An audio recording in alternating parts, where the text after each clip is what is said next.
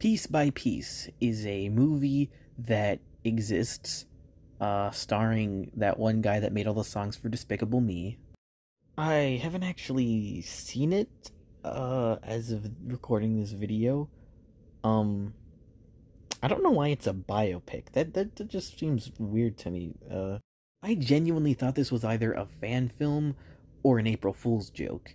But no, it's real. It's always been real. But we're not going to be talking about Piece by Piece, nor will we be talking about Lego The Adventures of Clutch Powers or any of those other direct-to-video Lego movies that all the babies watch. Look at me. Look at me. Look at me. Look into my eyes.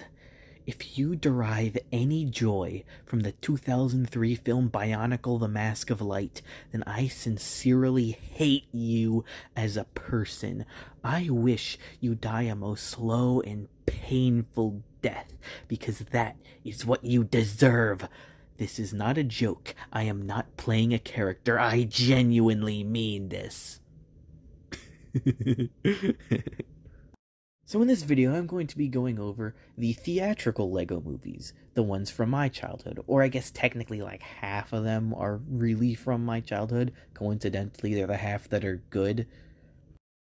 And at the end of this video, I'll be pitching my ideas for two possible Lego movie sequels, or I guess technically pitching an idea for one sequel, and okay, I'm not going to get into that quite yet. You'll know what I mean later on.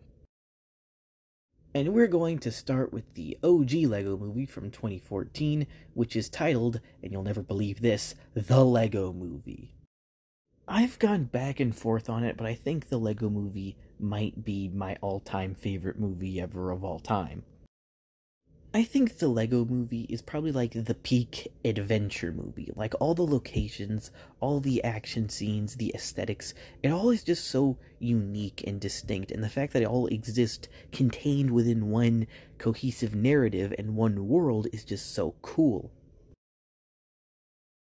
The animation is also amazing. There's so many small details that imply that they're actual Legos, the most notable being the crack in Benny's space helmet. Like, for years I thought this movie was actual stop motion, and when I found out it wasn't, I felt betrayed. It's also really funny. There's a lot of jokes that I forgot were in there that I can appreciate a lot more now that I'm older, like the joke that the Night Kingdom place seems all magical and fun on the outside, but in actuality it kind of fucking sucks. It's just like the real world. Sometimes the jokes are even used for character building moments, like using Benny as another example. Throughout the whole movie, he keeps wanting to build his spaceship, but, for whatever reason, can't. And then by the end, he finally gets to build that spaceship. It's so satisfying. And there are plenty of other similar character arcs with their own satisfying conclusions. And there's so much variety with the main characters, too. Any kid in the audience can pick out a character they like and go, that one's my favorite. And I can't believe that they shamelessly stole the idea of a punk rock goth rebel girl from the hit film The Emoji Movie. How could they? The cameos in this are also pretty interesting because, Batman or Milhouse could, show up. And when you're a kid, like, sure, that's interesting, but, like, you're not really thinking about it, just kind of accept it. And stuff like this has gotten really spoiled over the years with, like, Ready Player One and Chip and Dale. Like, when you look at the Lego movie, it's like, yeah, there actually aren't really that many cameos and references and stuff, but, like, I don't know, just kind of a thing to, think about. I actually really don't like a lot of those cameo fest things. They say that the appeal is to pick out your favorite character in the crowd, but my favorite character is never in the crowd because they're always too obscure. God, I sound like a fucking prick. Like, ooh, not all those popular pop culture icons. This is my favorite character. They're far too obscure for you to get. But, like, just actually, though, that's the reason. I don't know any other way to say it. I think the most valid criticism with the Lego movie is probably that the whole thing is one giant toy commercial, and like, kinda.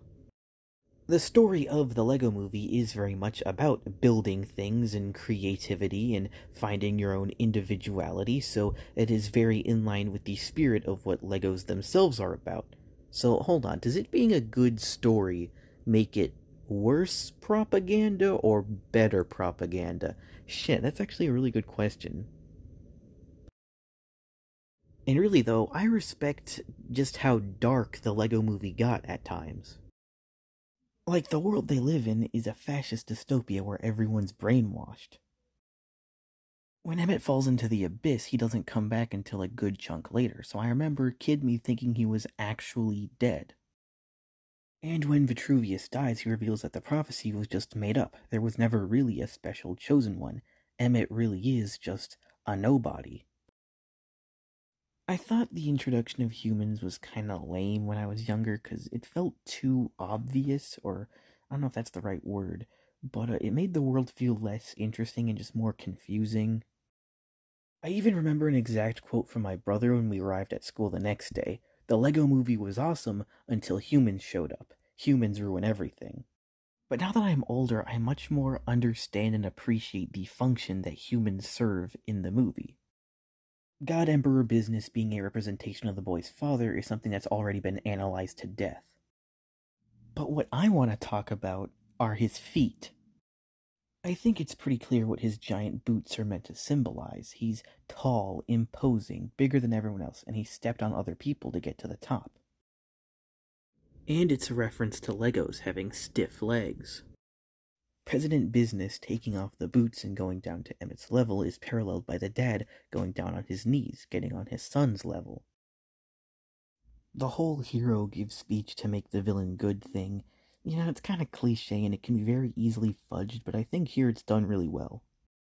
So yeah, that was the Lego Movie 2014. I think it still holds up 10 years later. And honestly, the ending is just so perfect. It in general is so perfect. I feel like it's impossible to ever make a sequel to it. You just can't. But you can, however, make a spin off. That's not the same thing as a sequel. No, it's not. Shut up. And thus we enter the Lego Batman movie. Watching the Lego Batman movie immediately after the first Lego movie, it's actually like depressing in comparison.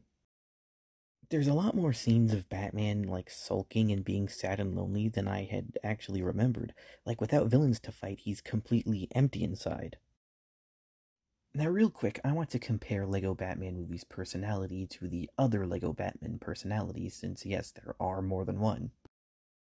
The Lego sets themselves technically have their own continuity, but there's nothing really much to say there. Video games are meant to be more of a silly self-parody, but they still take their own storylines pretty seriously. Robin idolizes Superman, and Batman is like almost jealous of him, so the whole thing is like, haha, Batman's mad over a petty reason. But there's some comic accuracy behind it, since originally Robin did idolize Superman as much as he did Batman. Even the Nightwing persona is meant to be a fusion of his two father figures.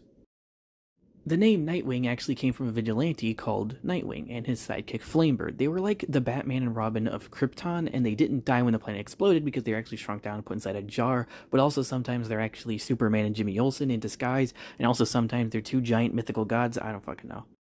But without a doubt, the best characters in these games were Batman and Joker. I think they are kind of like base template Batman and Joker, like they aren't very special, nor would I really call them one-dimensional, but I think that's kind of why they work so well for me. Troy Baker does a really great job with the voice acting. I've played a lot of those games so many times that he's just kind of what I hear when I usually think of Batman. Not saying that he's better than Kevin Conroy. Nothing will ever top that stern but calming cadence.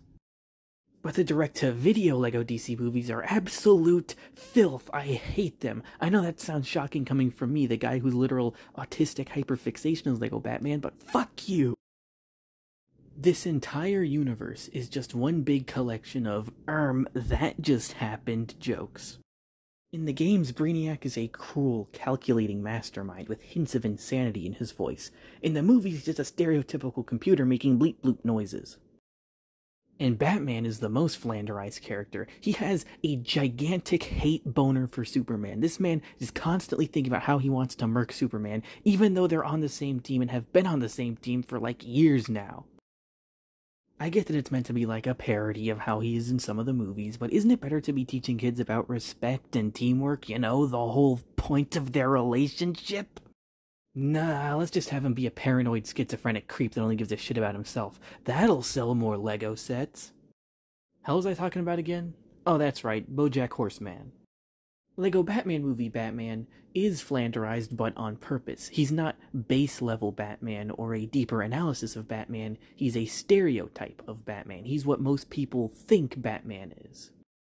If the first Lego movie was his only appearance, then I could actually see myself almost getting frustrated with this Batman because his flaws are meant to be more taken as a joke. But the Lego Batman movie does a great job of redeeming him and fleshing him out, all while keeping his same general aura intact. Lego Dimensions also acknowledges that this specific Batman is jerk Batman, and not how the normal default Batman, is supposed to be. Batman's narcissism is more of a representation of his real world popularity, and for him in universe, it's a way for him to cope with his loneliness. It's not exactly like most comic or regular versions of Batman, but it still ties into the main theme of his character, that being family. Taking risks is scary, but it's important for letting new people into your life. Batman needs friends just as much as everyone else. You know, he needs Michael Cera. He needs Batgirl, who's definitely of age and has not met him before in any previous context. At one point, Batman tries to push his found family away out of fear that they might get hurt trying to help him.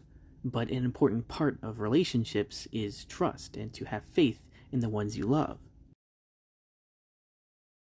Taking notes? Huh? Yeah, you better. Oh, wait, you can't get a redemption arc because your last movie was in 2021. Fucking asshole. Some people have pointed out that whenever the Joker goes to the Phantom Zone, you don't actually see General Zod among the villains, even though he was sent there earlier in the movie. But, like, he is there, though. He's right there, in frame, right there. Just look. Look! Infinity out of 10, best film ever made aside from Garfield Gets Real. It's okay, Joker. Just picture him in his underwear. Oh no, he's hot! On to the one I'm least excited to cover, the Lego Ninjago movie. Now, I love Ninjago, or at least I did before season 11 whipped out its dick and pissed directly into my face. That's actually why my eyes look like this, it's because they've been soaked in urine. I know some of the seasons have gotten better since 11, and I haven't seen Dragons Rising like at all, but I've heard good things about it. They also did a TV show called Lego Dreams. Oh, like snoozing. Oh, I get it. And it's kind of like a Freddy Krueger Dream Warriors type thing, but as a TV show, which is a concept I've been begging for because I think dreams are so cool. But I won't be covering either of these anytime soon. There's just so many things that I've been working on lately, and I just don't have the time or the energy to put all this into Ninjago. A lot of us view our childhoods through rose-tinted glasses. There was never a bad episode of Ninjago, or a bad season of Ninjago, but that just isn't true. If Ninjago still brings you joy all these years later, then, more power to you. But for me personally, I just really can't commit to this relationship. I'ma have to move on to watch a different TV show, a better TV show. I still really love those earlier seasons, and even some of the later ones that I hadn't seen and had no nostalgia with, I still really liked. But, for now, I'm putting it on hold. Maybe I'll get back to it once I finish my binge of the entire TMNT franchise, because god damn, it's so long. Now, back to the, Ninjago movie. People have already torn into this, so I'm gonna try to keep this brief.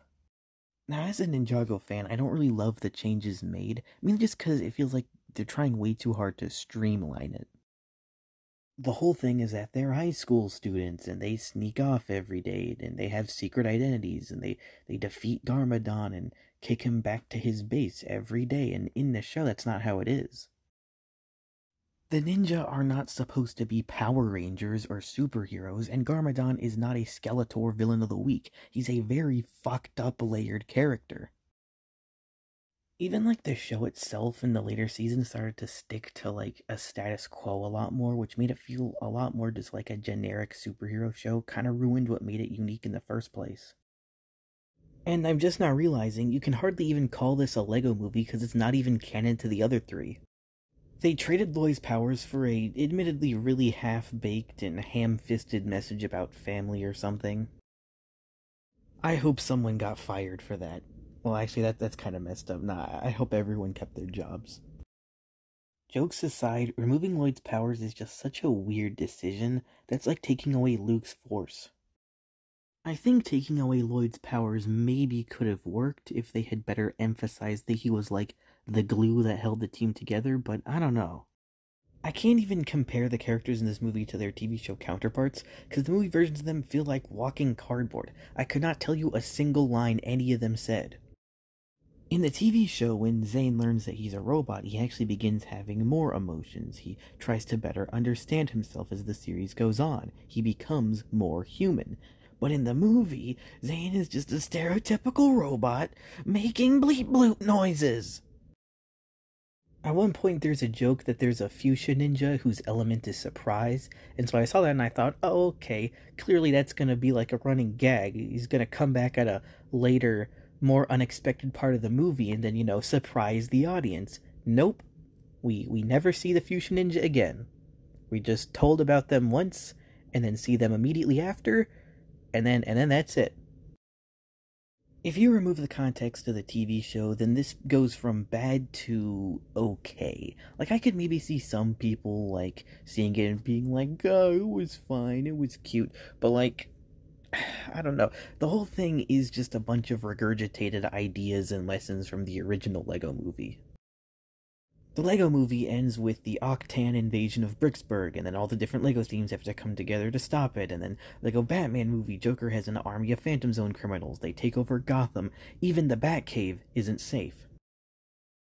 So what does the Lego Ninjago movie have? What high-stakes thing do they bring in? A cat.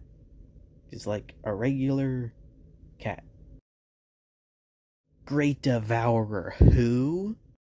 And why do they need a secret weapon to beat the cat? Like, all you gotta do is just feed it a single Lego brick and the corner is gonna slice its intestines and it'll just die of internal bleeding.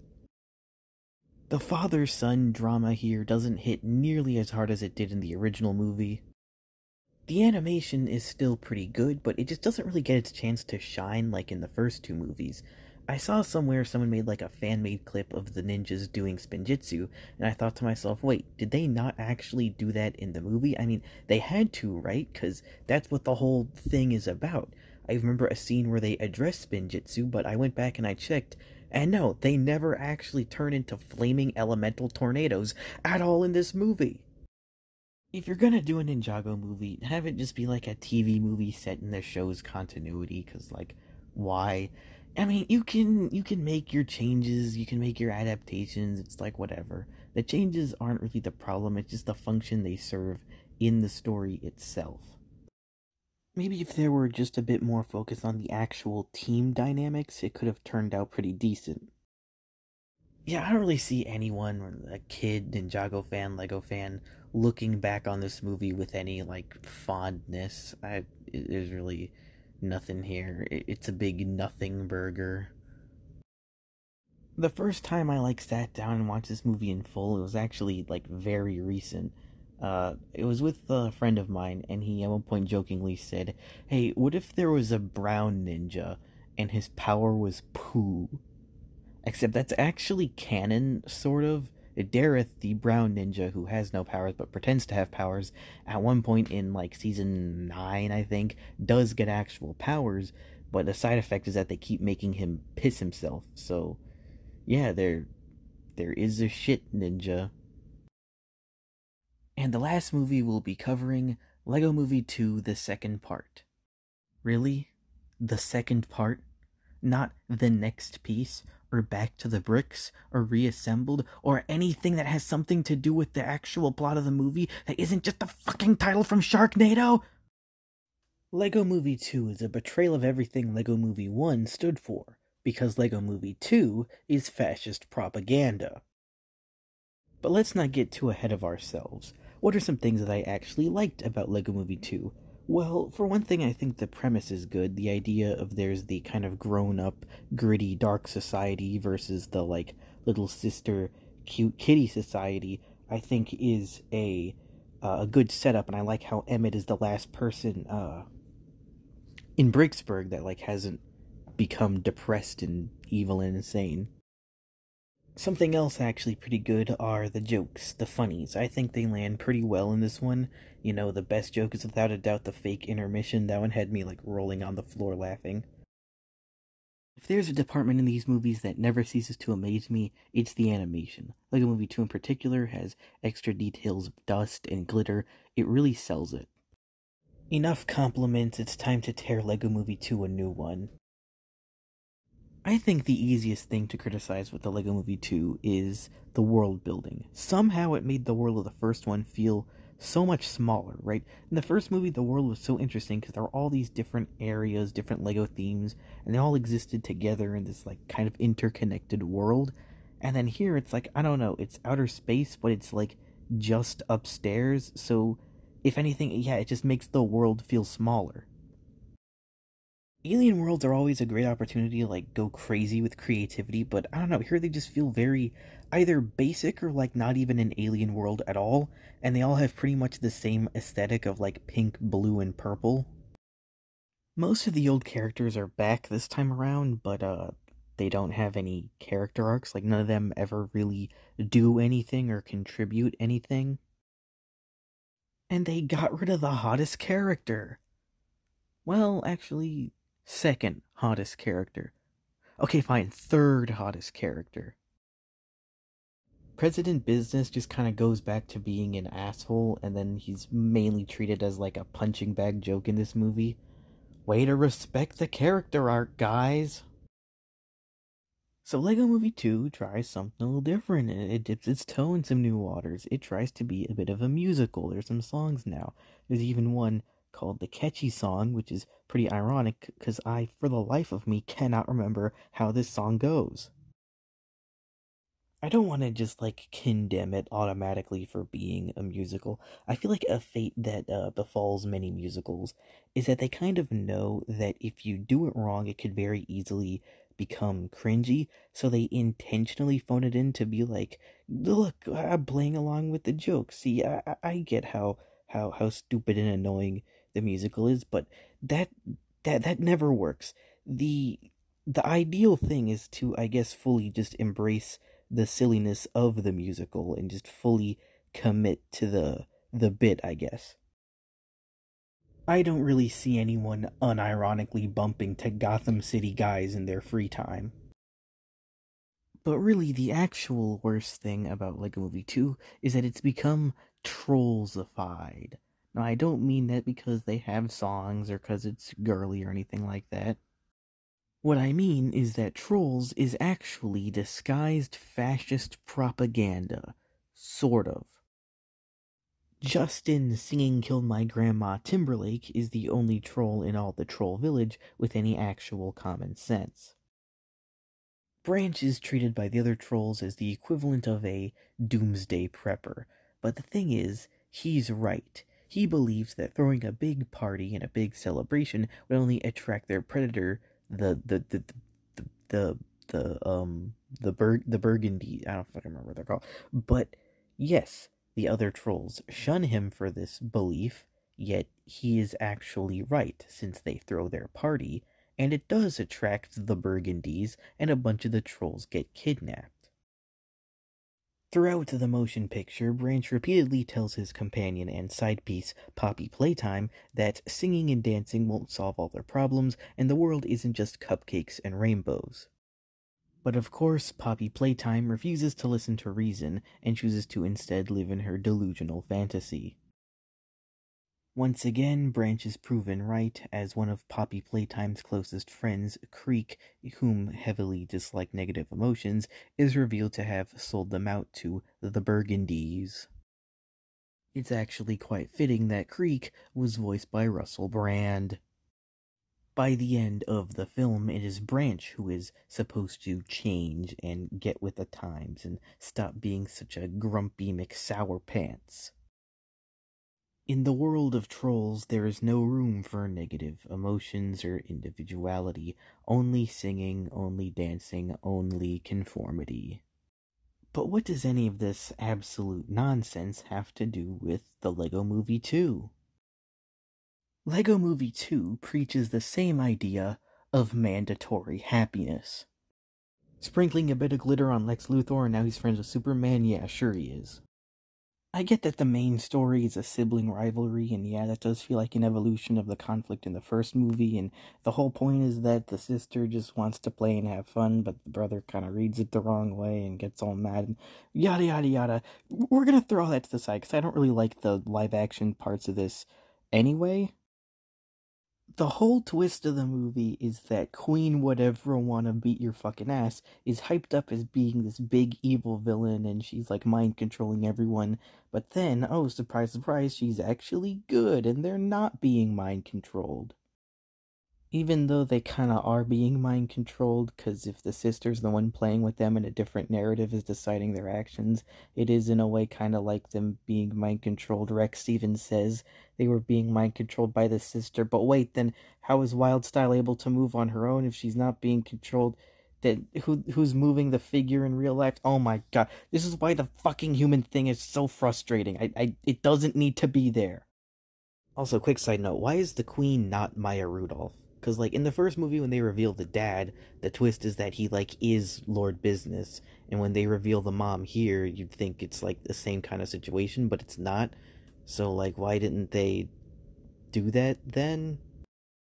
Their not being mind controlled completely lowers the stakes. I get the joke where it's like, oh, we weren't really mind controlled, we were just having too much fun. We didn't know when to stop. Okay, maybe if that were like the punchline to a mad skit, sure. But this is not a mad skit, it's a fully theatrical film. Rex the Sex is probably my favorite character in the movie until he's not. So Rex, he's like the embodiment of Chris Pratt. He's like a cross between Owen Grady from Jurassic World and Star-Lord from Guardians of the Galaxy, and he's even voiced by Chris Pratt. Say what you want about Chris Pratt in other movies, he is amazing in Lego Movie 2. You can barely tell that Emmett and Rex are voiced by the same person. And since Hollywood movies don't really need to reuse voice actors because, they have a much higher budget, the fact that they wanted Chris Pratt to do them both just emphasizes how important it was to highlight their parallels. Bury me in cheese, John. Bury me. Bury me, John. The accident was 12 years ago, John. You need to move on. Mondays, am I right, John? Except, them both being voiced by Chris Pratt is not a subtle artistic detail or like a hint at a grand theme or anything. It's because they're literally the same person. Rex is Emmett from the future. His time machine, the Rexcalibur, which is actually a pretty solid name, not gonna lie, is just a normal build made of normal Legos, but it can actually time travel. And like again, Rex is like a sentient moving Lego piece that actually went back in time. How the huh? And then another thing, his dinosaur crewmates are all apparently actual dinosaurs that he stole from like 65 million years ago. He didn't find a table in the basement of Lego dinosaurs. No, he's shown going back in time and stealing real dinosaurs from the or air quotes real dinosaurs from the past. Okay, I guess I'll admit that last part is kind of nitpicky, but like still the whole time travel thing just doesn't make any sense. So I actually forgot to specify something. If you haven't seen Lego Movie 2, you might be really confused right now. Rex is the bad guy. He's like revealed to be the villain. He's a twist villain. And I'm fine with him being a villain. I actually really like him as the bad guy, but I feel like his motivation is still kind of like inconsistent because some of his future stuff is like I don't know, but that's not the thing. I think him being from the future and Emmett from the future just makes the whole theme of growing up and maturity feel kind of like on the nose and in your face. Also, something I do actually have to admire is that Rex dies in the end. Like, unlike every other Lego movie, there isn't some big speech that makes the villain turn good. He, like, actually just straight up fucking dies.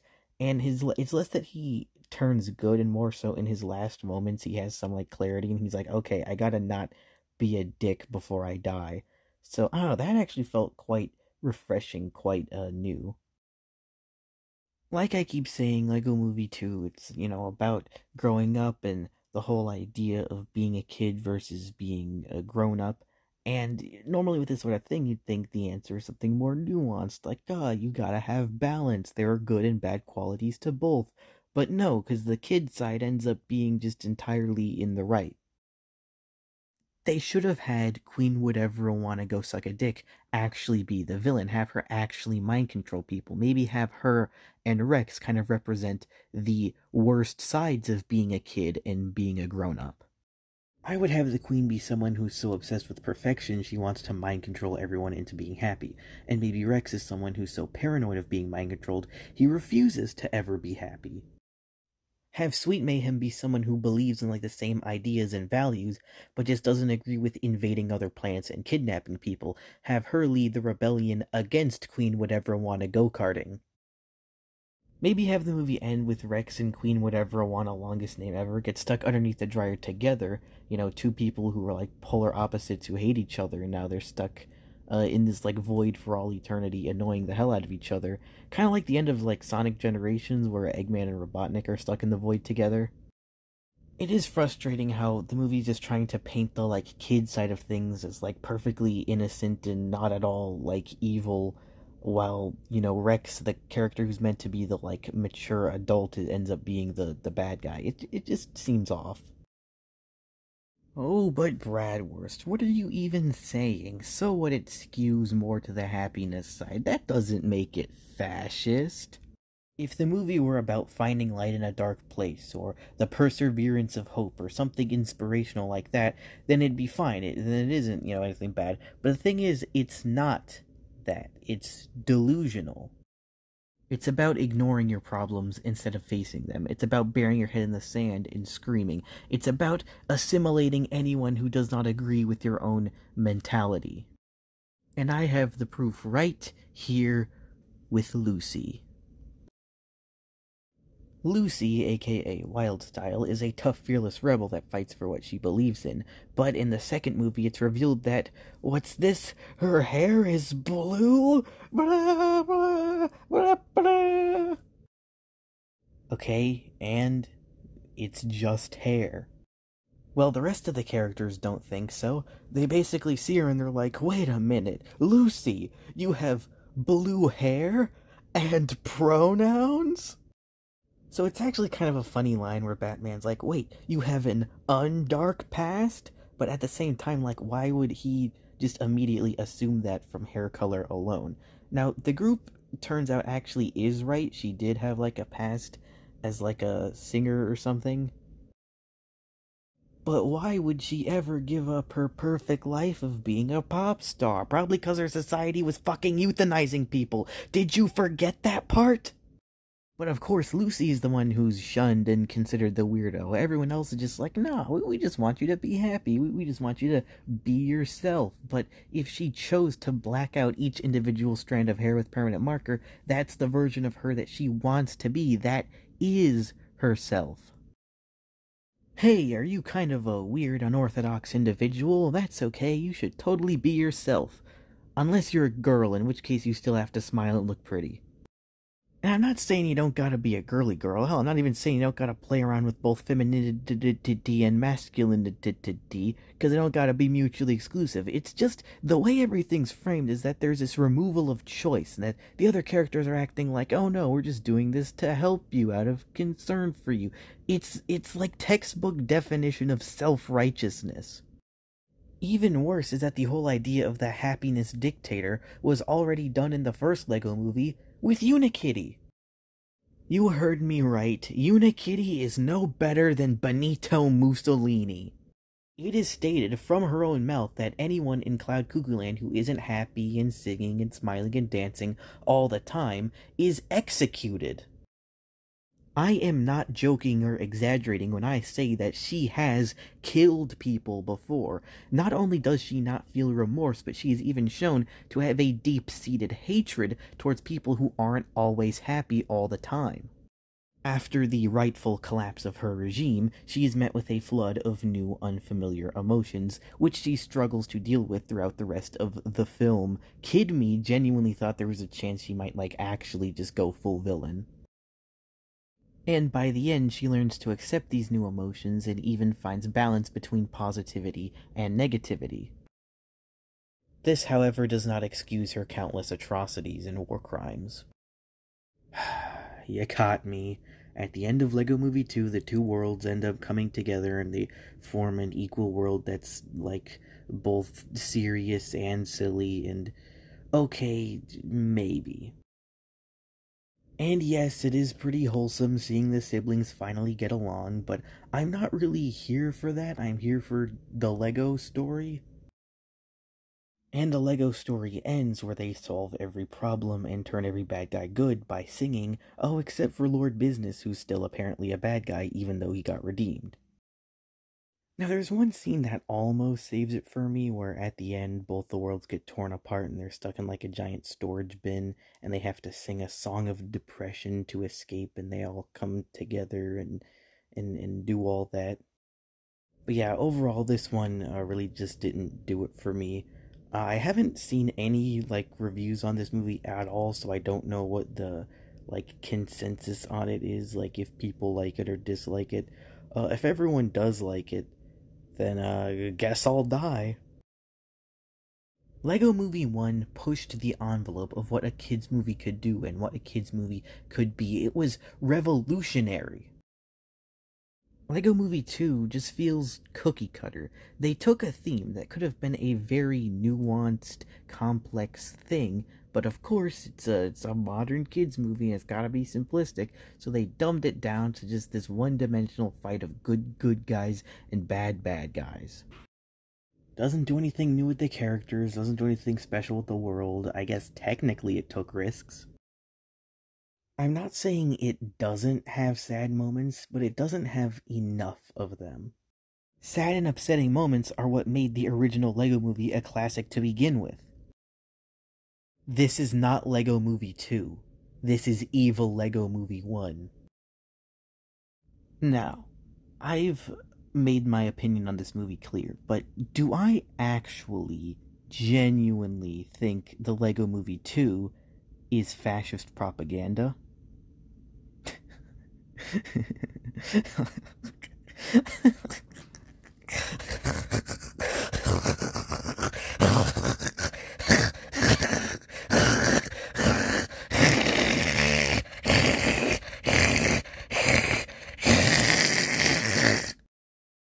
No, the answer is no. Obviously, liking Lego Movie 2 does not mean you're pro brainwashing or anything like that. And actually, it took me a while to decide if I really liked it or didn't like it, because again, there were a lot of really good qualities to it. I actually had to watch it like 3 times before I could settle on my opinion. And sure, I ultimately settled on thinking of it as a pretty disappointing mess. If you had fun with it, that's fine, and the same thing applies to the Lego Ninjago movie too. Even though this series very heavily fell off, it still produced two of my all-time most favorite movies, and it's gotta get some credit for that. But the likelihood of seeing another installment is probably zero, because Lego and Warner Brothers canceled their whole contract, so there won't be any more Lego movies like this, which I am kind of fine with, because, if there aren't any new installments, then they can't screw it up anymore. But let's say that that contract was never canceled. Imagine, if you will, a world where the Lego movies were still being made. What would they have been like? Or more importantly, what would I have wanted to see from them? Now, there were plans for a Lego Batman movie 2 for about like a day before it got immediately scrapped, and hold on, I'm gonna stop you right there. Are you insane? That's a terrible idea. Lego Movie 1 was peak cinema, but Lego Movie 2 was complete garbage. Lego Batman movie is peak cinema, and they still want to make a sequel to it? Did Phil Lord and Chris Miller just not learn their lesson? It's called peak because it's impossible to top. Like, why would you ever try that again if it's never gonna be as good as the. Oh. Money. Duh. So if I were to write the Lego Batman movie 2, here's how I would do it. For one thing, I noticed in the first movie there was a weird emphasis on the city of Bloodhaven, even though we technically never actually see it. As many know, in the source material, Bloodhaven is the city Robin migrated to after becoming our boy Nightwing. Put that information in your back pocket for now, we'll need it later. Now, the spectacle of the LEGO Batman movie is pretty hard to beat. Like, how do you top all of that? We also have to make sure that Batman doesn't just regress back to a narcissistic asshole. We have to make sure his character stays developed. Taking all of this information into account, I believe I've devised the perfect story for a LEGO Batman movie sequel. What if Batman's worst fear came true? And no, I don't mean snake clowns. We're going to have Batman lose his found family. Not by having them all get violently killed off or anything, because that's just weird and gross. The idea is that, for one reason or another, all of Batman's family members will want to leave the Bat family and pursue their own personal goals. Of course, the most obvious being Robin wanting to leave Gotham and go to Bloodhaven, become his own hero, and serve his own city. I know he already used the Nightwing suit in the movie, but its inclusion felt kinda weird and random. Alfred would probably put in his resignation, and there should definitely be a joke about him wanting like 1,000 vacation days. Batgirl is already commissioner, so there's no way she's got time to deal with all this other stuff. Batman is once again in a depressive slump. His family is leaving, and he can't do anything about it. And just then, Batmite appears. Batmite is Batman's biggest fan, and he would perfectly feed into LEGO Batman's narcissism. He also has fifth-dimensional powers, so the animation and jokes can go crazy. Batmite then offers Batman one wish in exchange for completing a certain task. Batman believes that he can use this wish to keep his current family, and so he agrees. Batmite then reveals a giant obstacle course, and Batman has to complete it all while competing against every other iteration of Batman. Now, I know the multiverse is a really confusing and oversaturated topic, but stick with me for a bit. LEGO Movie 1 was all about introducing different worlds, LEGO Movie 2 even specified there was more than one Aquaman so duplicates can't exist, and LEGO Batman Movie is all about parodying Batman's history. Imagine a caricature of Michael Keaton's Batman talking smack to Ben Affleck's Batman, only for them both to get bit by Ace the Bat Hound. But why end the self-awareness there? There can be jokes about how oversaturated Batman has become, about how oversaturated superheroes in the multiverse have become. And if you want to view it from a business standpoint, the first movie gave Batman a ton of different outfit variants. It's meant to be a reference how Batman has had a lot of costumes over the years, and he's really obsessed with fashion, but it's also there so you can have all these polybag minifigure things. So imagine getting a whole CMF series of a bunch of new Batman figures from different eras. I think this is a great idea for a LEGO Batman movie sequel. It doesn't completely tarnish the reputation of the original. I've said it 1,000 times and I'll say it 1,000 more, you cannot make a sequel to the LEGO movie. So that's why you don't. And my next pitch technically isn't actually my pitch. The Billion Brick LEGO Race is a cancelled LEGO movie from the year 2021. I would love to see a Wacky Races style LEGO movie, and it helps the stories a lot more grounded. There's no aliens or giant robots or anything crazy like that going on. It's about time we started from scratch with a new set of characters. I don't know if it would have been set in the original LEGO movie continuity. I guess it wouldn't matter either way. It would be kind of neat if it did, but it wasn't, connected to anything that happened. Maybe the old characters could, show up in the background or something. It being a racing movie, you could probably, figure out what it's about. It's probably about, a big cash prize, and everyone has their own reason for wanting it, they're all competing. And what I hope to see in this movie, or even just a movie similar to this, it doesn't have to be like LEGO, but what I want to see is something, I don't know, chaotic. I'm using the term chaotic because I actually just don't know what the right term for what I'm looking for would be. The only way I can describe it is with an example. Who here has seen It's a Mad, Mad, Mad, Mad World? It's not a racing movie, but it's still about a race. A bunch of strangers find a dying guy who explains he has a box of hidden treasure buried beneath a giant W, and so they all split off into different paths and directions to try and see who can find the treasure first. There are a lot of characters in this movie, and along the way a lot of things happen to sidetrack them. They might get arrested, or their car would break down, or they might get stuck in a ditch somewhere. Or sometimes one character may do something that causes a ripple effect that ends up affecting another character's journey, and neither of them ever find out about the connection. Or maybe a character might accidentally tell a bystander that there's treasure, and now that bystander is a part of the race too. The bystander would later meet another one of the main characters, and they don't realize each other is looking for the same treasure. Characters would split apart, find a new vehicle, meet someone they met earlier, form an alliance, backstab that person, lose their vehicle.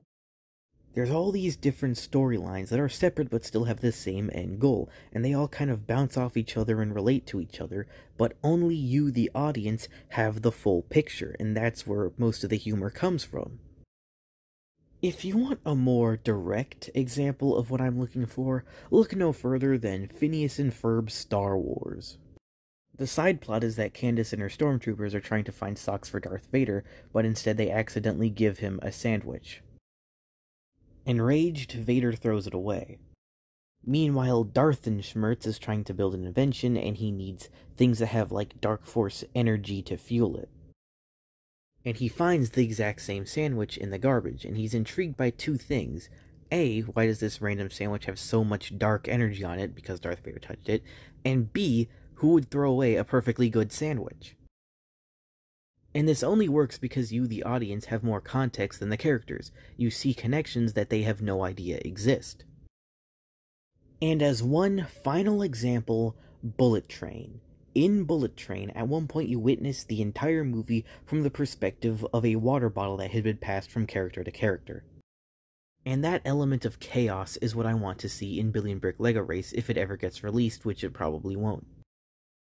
I want to see a movie where there's two guys with briefcases. One is full of money and he's being chased by gangsters, and the other has like his grandpa's birthday present, and then they accidentally swap briefcases, and then the one guy's being chased by the gangsters the whole time, and then eventually he gets caught and opens the briefcase and it's just the grandpa's birthday present, while the other guy is spending all the money on a bunch of yachts and crawfish and stuff and getting all rich, but then he ends up running it all into the ground.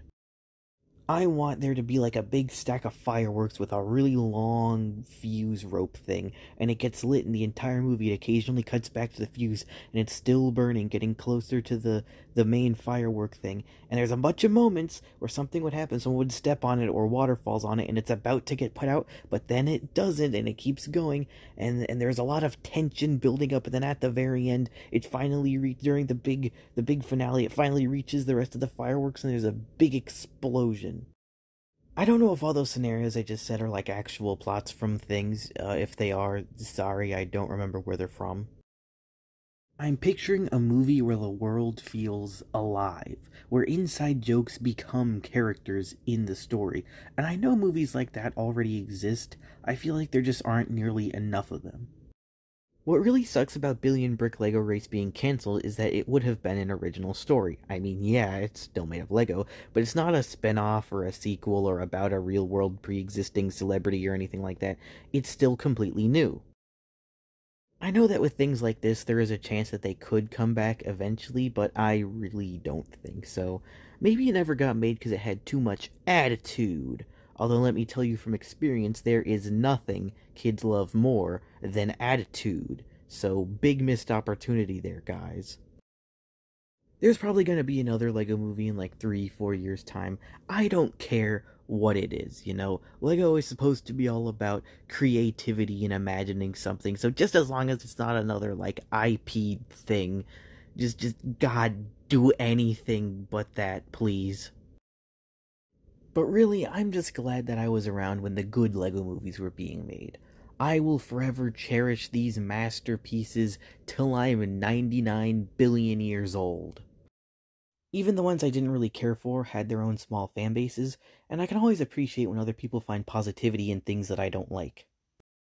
I love Lego. I've had it since. How long ago did the universe start? Whatever. A long time. And I'm glad that I can still go back and watch these movies and enjoy them even at the age I am now. And really, I'm so glad I have a place like this YouTube channel to be my creative outlet. My channel actually recently hit 550 subscribers, so yippee! I don't know if it'll last, fingers crossed. Things have been moving kind of slow, but slow is not the same as not at all.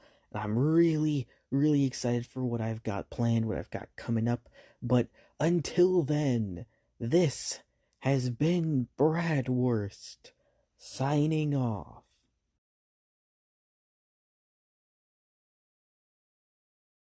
Everything is okay. Everything is half decent when you're part of a team. Everything is okay when you live in the Pac-Man Yellow Pack Extreme. He's a Chow and Chow machine. Ghost Monster Schools, and nothing can stop him. Pac-Man rules.